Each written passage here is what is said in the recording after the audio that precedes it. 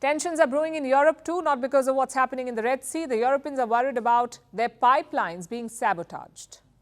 In October 2023, a pipeline was damaged. It's called the Baltic Connector. This is a gas pipeline, some 77 kilometers long. It runs between Finland and Estonia under the Baltic Sea. Now, gas began leaking from the pipeline. There was a sudden drop in pressure. Officials found some parts damaged. The pipeline had to be shut for repairs. And close to it, there were two telecom cables. They too were damaged. So Finland was concerned.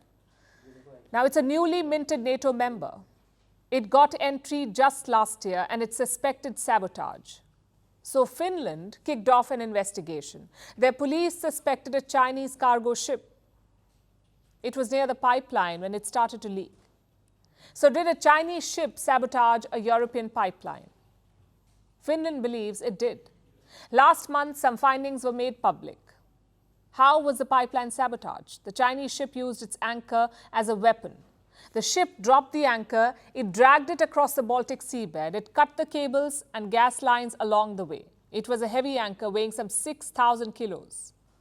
And was this an accident? Highly unlikely. The ship dragged this massive anchor for some 180 kilometers.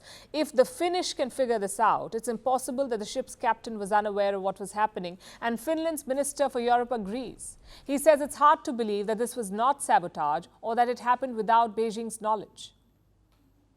And what's China's response? Listen to this. With regards to the incident you have mentioned, China has maintained smooth communication with Finland and other parties. The incident is still under investigation. Europe isn't buying China's assurances, though. They're responding with a show of force. A joint coalition has been mobilized. It is called the Joint Expeditionary Force. 10 countries are part of it, including the United Kingdom, the Netherlands, 5 Nordic countries, and 3 Baltic nations. So 10 members. Finland and Estonia are among them.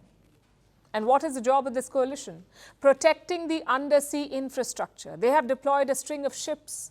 In November 2023, Britain alone had dispatched 7 ships for this. 7 ships. They regularly conduct patrols and joint exercises. So Europe is ramping up its defenses because undersea pipelines and cables are strategic assets. And now they're on target. And this marks the beginning of a new era, the era of seabed warfare. So far, the world was oblivious to this. But the Nord Stream attack changed that. You may remember it. The Nord Stream attack, it happened in 2022. 2 pipelines were bombed, the Nord Stream 1 and the Nord Stream 2. They supplied gas from Russia to Germany. The pipelines were blown up by a series of underwater explosions. And who was behind it? Last year, a report pointed fingers at Ukraine, specifically at a colonel in Ukraine's special forces. Kiev denies the accusations, but the attack served as a warning for Europe. The region depends heavily on pipelines. About 27% of the world's pipelines are in Europe. They supply oil and gas. Without it, the region would freeze in winter. Internet cables are another vulnerability. 17 cables connect Europe with North America. They carry all communication and billions in financial transactions every day. What happens if these cables are cut? The entire Western economy will feel the impact. Internet will be disrupted, connectivity will suffer, and the financial repercussions will be substantial. So Europe's enemies have found a weakness, and they're looking to exploit it.